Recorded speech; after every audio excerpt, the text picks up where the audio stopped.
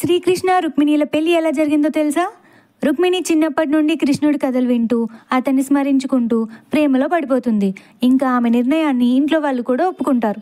కానీ రుక్మిణి అన్నయ్య రుక్మి మాత్రం ఆమె పెళ్లిని తన ఫ్రెండ్ అయిన చేది యువరాజు శిశుపాలుడితో బలవంతంగా చేయించాలనుకుంటాడు. అప్పటి వరకు కనీసం డైరెక్ట్గా కూడా చూడని కృష్ణుడికి రుక్మిణి ప్రేమలేఖ రాస్తుంది. లేఖ చివరిలో ఆమె దేవీమాత గుడి దగ్గర వెయిట్ చేస్తా అని, ఈ పెళ్లి నుండి తప్పించి వివాహం చేసుకోమని వేడుకుంటుంది.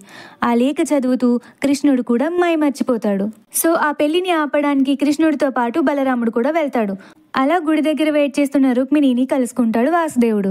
ఇక బలరాముడు సైన్యాన్ని ఆపుతుంటే కృష్ణుడు రుక్మిణిని తీసుకెళ్లిపోతాడు. మధ్యలో అడ్డుకున్న విదర్భ యువరాజు రుక్మిణి అన్నయ్యని కృష్ణుడు చంపబోతే రుక్మిణి రిక్వెస్ట్ చేస్తాదని ఆగిపోతాడు. అలా కృష్ణుడు రుక్మిణిని తీసుకెళ్లి పెళ్లి చేసుకుంటాడు. ఇప్పుడు ఇది మహాభారతంలోకి ఎందుకు వచ్చింది అంటారా?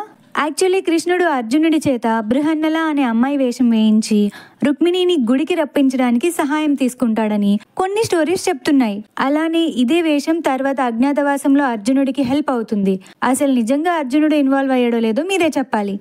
ఇంకా దుర్యోధనుడి దారుణమైన ప్లాన్కి టైం వచ్చింది. అదేంటో తెలియాలంటే ఫాలో ఫర్ నెక్స్ట్ పార్ట్.